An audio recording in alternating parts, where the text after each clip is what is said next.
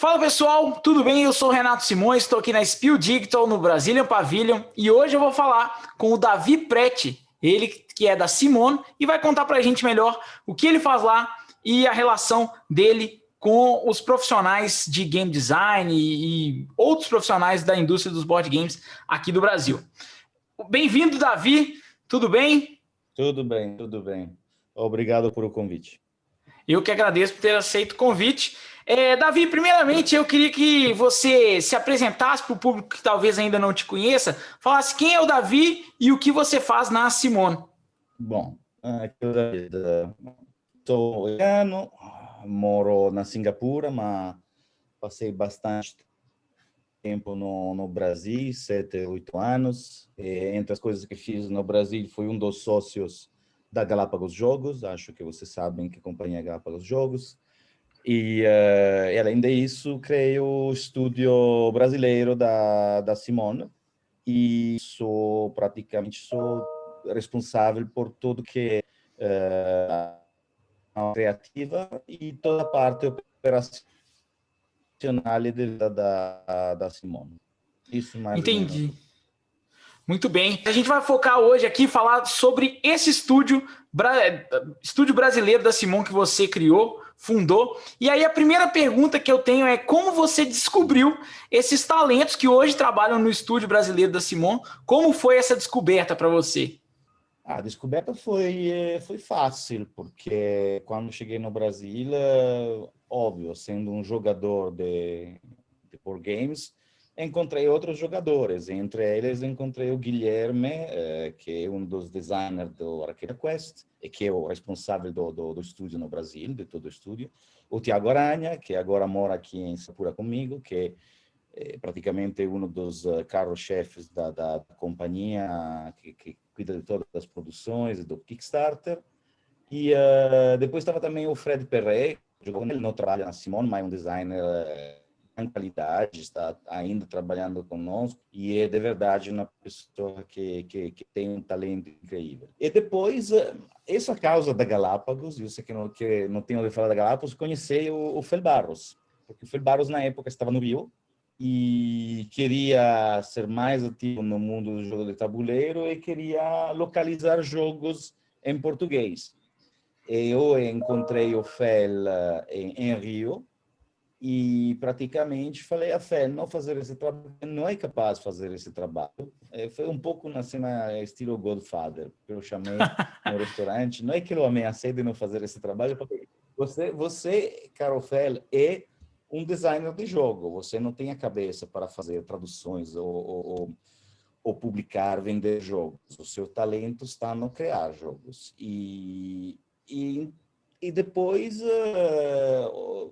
falei com o Fed, dizendo, vem em São Paulo, e ele aceitou, e ainda está com a gente, agora está cuidando de todo um projeto com Zombicide, particularmente com Zombicide, e foi graças a Fel que todos os talentos, como Alexandre, que foi o lead designer do Massive Darkness 2, o Marcos Portugala, o Jordi, o Leo, o Tola, o Curi, que é um designer fantástico para o jogo das miniaturas.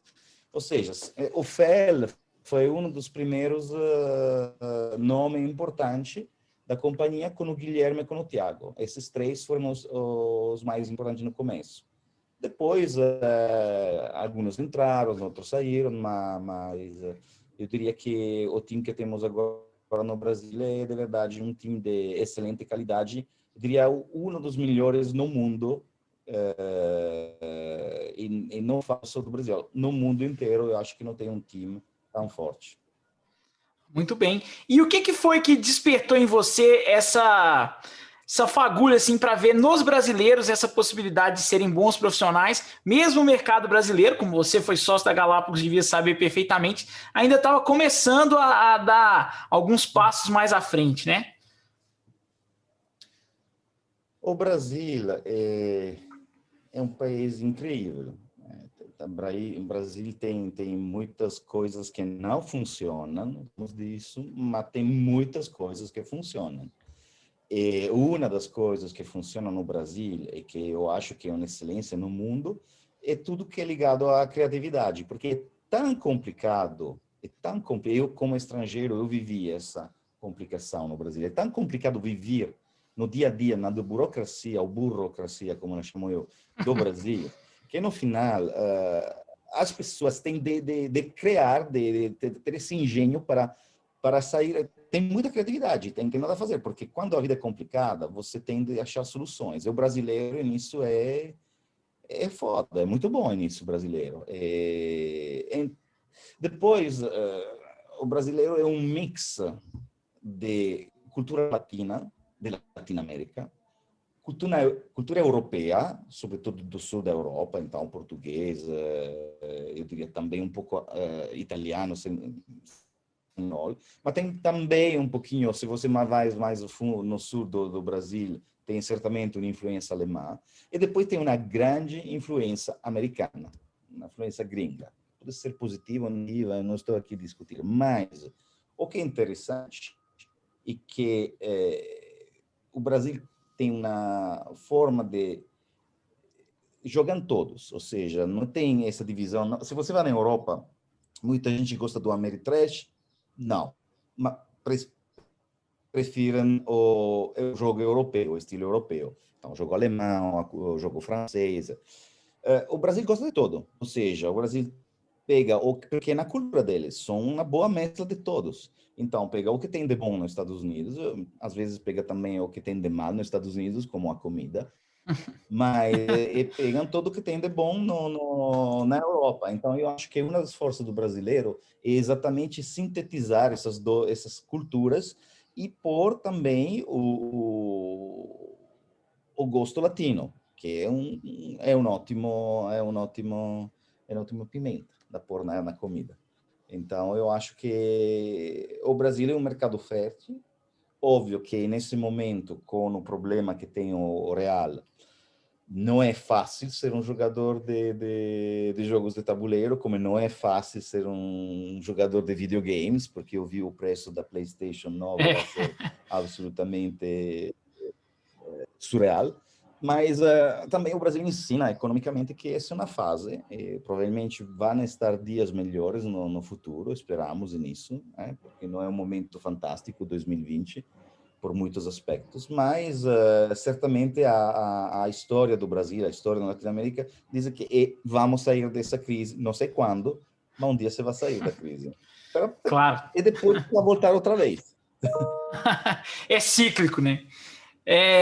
Davi, e aí eu queria saber uma coisa. Nesse tempo todo, os brasileiros que hoje trabalham na Simon, eles foram ganhando experiência, fazendo mais e mais projetos. Hoje você vê que eles estão se formando para daqui a pouco, às vezes ocuparem um cargo de tanta importância como tinha o Eric Lang, por exemplo, recentemente na Simon, um cargo de líder de criação dentro de um estúdio desse tamanho? Acho que sim, é possível.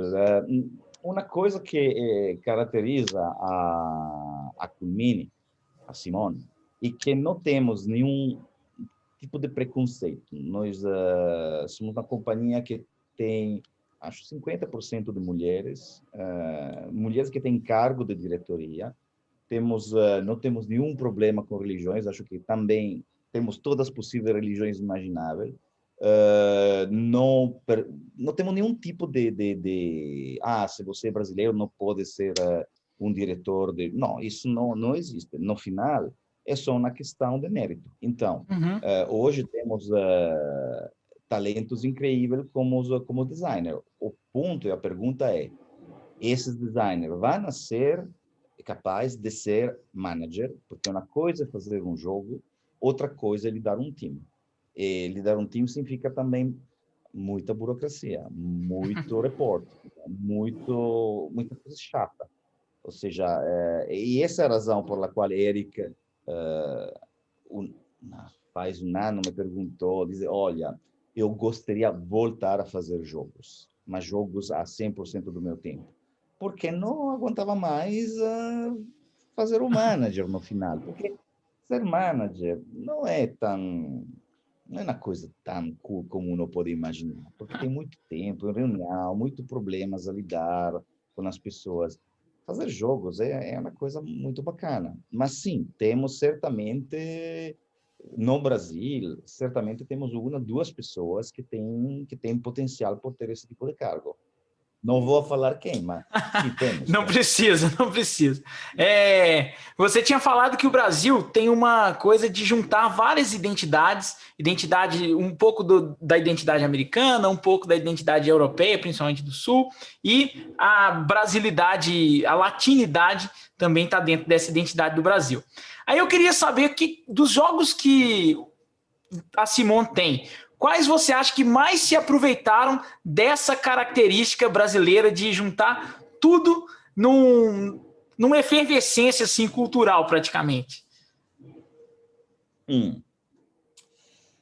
Te vou falar de um jogo que fiz um nosso designer, que não é da Simon, é um jogo fantástico, que é Cartographer. Eu acho que Cartographer representa algo que é Jordi, representa algo de incrível, de verdade é genial, é um jogo genial, e esse é um estilo, não digo que é um estilo brasileiro, porque Roll and Write já tinha games desse tipo, mas a forma como foi criado, eu acho que foi de verdade, é um jogo brasileiro. E eu acho que foi bem produzido e parabéns para foi a Mandala Joe, não me acordo Isso, quem. é Grok, chama Grok hoje em dia, Mandala só o seu. Desculpa, é que deixei o Brasil, não me acordo, mudam sempre os nomes. Mas esse é um jogo que representa muito o Brasil, e eu fiquei bastante orgulhoso que foi nomeado por o Spiel. Fiquei triste que não ganhou. Esse é um exemplo. Outros jogos que vão sair, certamente tem um jogo que Massive Darkness, eu acho que é um jogo que representa muito essa mescla de estilos, e foi feito para o Alex Olteano, que Alex é brasileiro, mas tem uma forte componente europeia, porque ele é de origem rumena, mas é brasileiro 100%. E certamente quando os jogadores vão a descobrir Massive Darkness 2, vão a descobrir um jogo de verdade bom, muito bom. O Jordi está trabalhando em um jogo muito bacana, mas não posso falar que jogo é, mas eu estou bem contente. E depois, depois tem Sergio Alabama, Sheriff of Nottingham, por exemplo, que é um jogo que publica Simon, é outro exemplo de um evergreen. Não vou falar que é como Catan e Carcassonne, mas está só um pouquinho abaixo desses jogos. E, outra vez, o Sheriff of Nottingham representa o Brasil. E eu acho que Sergio Alabama é um outro designer que não se fala muito do Sérgio, mas Sérgio é muito importante no Brasil. Só que não se faz muita publicidade o Sérgio, porque é uma pessoa muito discreta, mas o Sérgio é um gênio. Ele é muito bom mesmo. O Sérgio, eu imagino que todo mundo que está vendo conheça, mas o Alex, que talvez vocês não estejam ligando o nome à pessoa, ele ganhou dois troféus, 2 prêmios Ludopedia no último ano, pelo God of War Card Game. Ele e o Fel fizeram juntos o design. Então, esse é o Alex que o Davi falou, do Massive Darkness, que ele acredita que ele conseguiu colocar muita coisa aí dessa identidade no jogo. E por último, Davi, só para a gente resumir, como você que já teve essa experiência de ter uma empresa no Brasil, de fato, atuando no mercado brasileiro, e também ver agora um estúdio que atua para o mercado mundial, mas é um estúdio que tem muitos profissionais brasileiros, como você enxerga hoje, em termos gerais, o mercado brasileiro? Em que ponto ele está? Você vê um crescimento que tende a se manter, a aumentar mais ainda? Como que você enxerga isso? O problema é o custo. E esse é um problema sério, porque para definir mainstream, não sei como se fala mainstream em português. A gente usa mainstream também, é tranquilo. Para fazer o cara que usa os termos em inglês, de verdade, não sei como se fala em português. Para ser mainstream, você precisa mais jogadores casual gamers. Casual. Então, precisamos mais double jogados, precisamos mais Catan, mais Carcassonne. Depois, certamente, Escape Room, Unlock, jogo desses tipos, tendem a ser mais jogados. Mas hoje tem uma barreira no preço, que é difícil. É. É muito difícil. Um jogo como o Zombicide, que é um exemplo caro, custa $100. E $100 hoje são R$ 600. R$ 600, é. Mas tem de adicionar a isso o fato que tem todo o custo da importação. Então, o preço vai ser, de verdade, é difícil. Então, quem compra Zombicide são ou um grupo de amigos que juntam o dinheiro, ou alguém que é, de verdade, um fã e que compra parcelado, com muito sacrifício, e mais uma família de classe média não pode comprar, vou comprar um jogo de tabuleiro, não vai gastar esse dinheiro, porque é mais que um salário mínimo, e é difícil. E de outro lado, uns jogos como Double, eu não sei quanto custa Double no Brasil, mas R$ 60. R$ 60. E Ah, quanto custa Uno? E Uno quanto custa no Brasil? 16, Será que... R$ 16,90. Isso é outro ponto. Você compra Uno porque é conhecido, e R$ 60 por uma caixa do mesmo tamanho do Uno é difícil. Só que Double é moderno. E Uno eu posso jogar com qualquer baralho de cartas, só que é difícil educar. Então, o que você tem de fazer? Eu acho que um ponto fundamental é a educação a jogar. A educação, o jogo é um fator de agregação na família, com os amigos. Agora, com o Covid, obviamente, no Brasil, isso ainda é dramático. É óbvio que as pessoas ficam mais em casa, têm a possibilidade de jogar mais. Então, é uma oportunidade. Pode ser que gastam menos saindo para ir no restaurante ou para fazer feiras. Então, efetivamente, toda a economia está dizendo que os jogos estão vendendo mais. Eu espero que seja também isso no Brasil. Então, a esperança é que isso acontece, que as pessoas joguem mais e que descubram que tem um mundo que hoje ainda é de nicho, porque é de nicho, mas o tamanho do Brasil é enorme e a possibilidade são incríveis. E mais os brasileiros vão jogar, mais vão estar designers, mais vamos ter artistas, gráficos, e a indústria vai crescer. E depois, outro ponto muito importante, eu acho que todos os jovens hoje falam inglês melhor da gente da minha idade. Eu nasci nos anos 60, então não é fácil para a minha geração no Brasil falar inglês, e isso pode só ajudar. Mas é um percurso ainda bem longe, eu acho. Entendi. Eu concordo bastante com você. Ainda bem que o lado bom, se é que tem um lado bom dessa pandemia toda, é que de fato estão jogando mais aqui no Brasil também. E tá uma loucura os jogos, até os jogos que estavam agarrados nas lojas estão vendendo. Então isso, pelo menos essa parte teve de bom.